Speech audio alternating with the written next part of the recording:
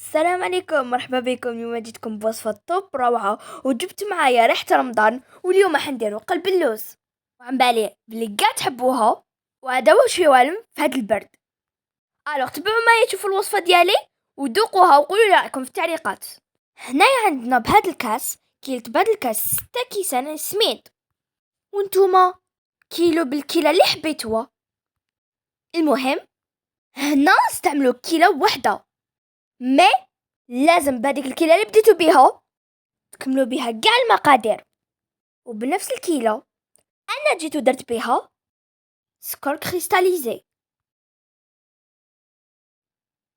هنا نزيد نكيل نفس الكيلو زيت، انا درت زيت نباتي.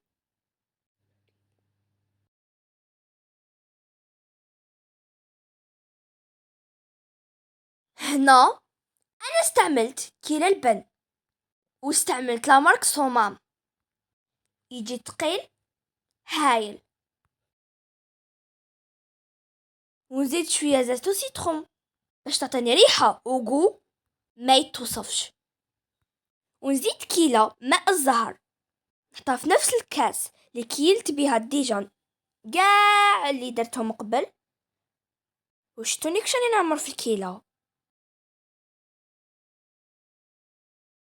دوك هنا نجي نخلطهم بيدي حتى يتجانسوا كاع كيف. دوك تشوفوا كيش يجي القوام.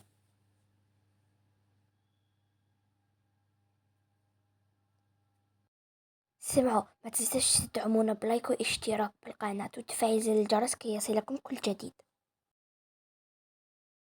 هذه مقادير بسيطة جدا وقليلة، مامتو تخدم لكم كمية كبيرة من قلب اللوز. الوغ دي بزاف هايلة وبنينة. ما نساوش بلي كانت اقتصادية. دوكا عن بالي بلي حتتسألوا واحد السؤال قاع داخلكم: واش دخل البن في القلب اللوز؟ انا عندي الجواب، والجواب باختصار انه البن هنا عنده دور كبير، يزيد له في الهشاشة ديالو، والبنة عفسه وحده اخرى قاع، ويجي بزاف طري. كيما راكو تشوفوا جبت سنيوة 30 على 40 ودهنتها بشوية زيت. عن بالي بلي ما كاش قاع بيت جزائري ما فيهاش هاد السنيوة تاع 30 على 40. حتخدم لكم بزاف وبزاف مهمة، وإذا ما عندكمش روحوا شريوها. وتاني ان شاء الله في اليامات الجايين، واذا حبيتوا ديروا لي اي شيء حبيتوا، نديروا دي بيسكوي غولا دي ديسير كيما حبيتوا، برك بهادي سنيوه. عم بالكم بالكلمة المشهورة عندي: وصفة اقتصادية، على بها قاع وصفاتي اقتصادية. ودوكا اني نسوي في سطح القلب اللوز ديالي باش يجي قاع متساوي، ماشي جهة طالعة وجهة حاطة، لا، لازم كلش مستوي.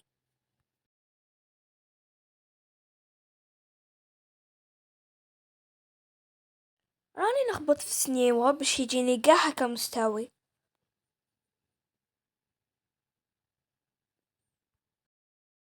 ودوكا ديكوريه باللوز، خاطرش هذا قلب اللوز ديكوريه بشوية حبات لوز. وراني نطراسي بالموس شكل الحبات ديالي تاع قلب اللوز.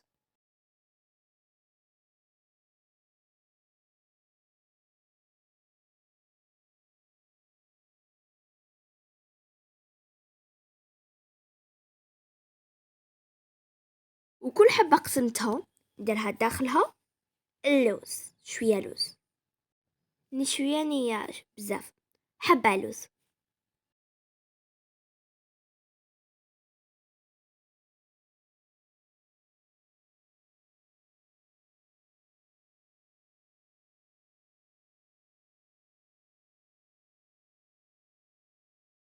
وانتوما قولوا لي في التعليقات اسكو جربتوا هكا وصفة بالبن، جربتوا هكا وصفة؟ اذا عندكم وصفة اقتصادية واحدة اخرى اكتبوا لنا في الكومنتات. الفيديو الجاي ان شاء الله نديروه.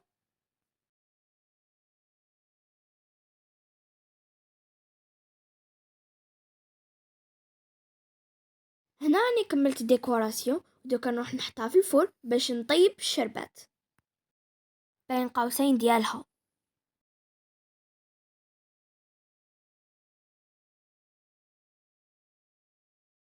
الكيلة اللي كيلت بيها القلب اللوز نجي كيل بيها الشربات ديالها. لهنا عندنا 3 كيسان تاع سكر كريستاليزي، زوج،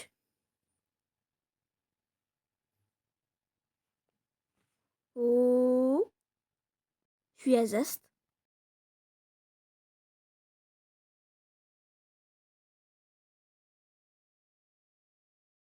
دوكا نجيب 3 كيلات ما ونحطهم فوق الشربات ديالي. 3 كيسان تاع سكر كريستاليزي و3 كيسان تاع ما. هنا راني غلطت باسكو نورمالمون نديرو 6 كيسان تاع سكر كريستاليزي، انا من الاول برك درت 3 صافي، دوكا راني نكمل 3 الاخرين.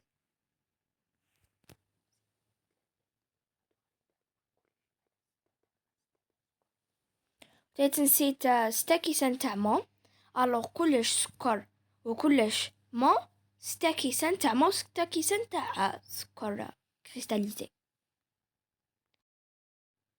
نديها فوق النار نحسب لها 15 دقيقة بعد ما تغلي. كي تكمل قاع الغليان نطفي عليها ونزيد لها كيلة ما زهر بعد ما نكون طفيت الهواء. في الاخير لهنا بعد ما كملت القلب اللوز ديالي نجي نسقيها بالشربات. بصح لمعلوماتكم شربات لهنا راهي باردة والقلب اللوز راه سخون. هنا نبدا درب الشربات شويه شويه وما نديرهاش كاع على ضربه.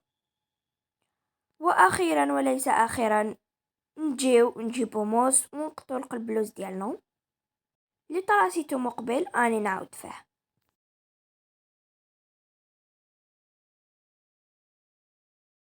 راني نطراسي في الحبات باش تدخلها الشربات كاع يتيك.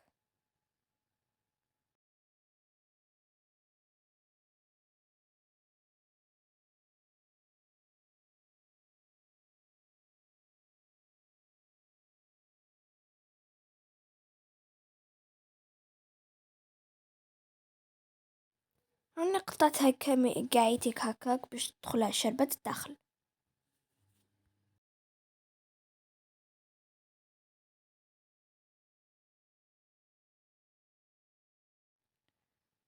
راني نكمل عليها الشربات اللي بقات لي.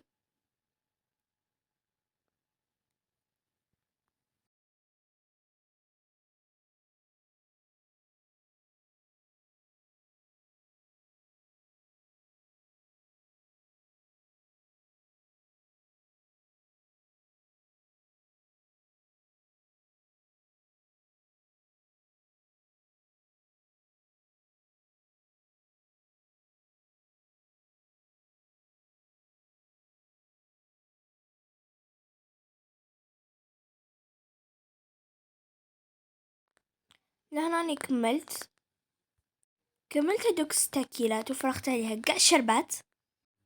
وما تنسوش البنات لازم حتى وين غدوة من داك باش تقطعوها وتشربوها كاع.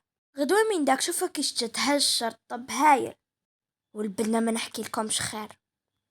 واخيرا وليس اخيرا بالصحة والراحة عليكم، لا تنسوا الصلاة على النبي صلى الله عليه وسلم، والسلام عليكم.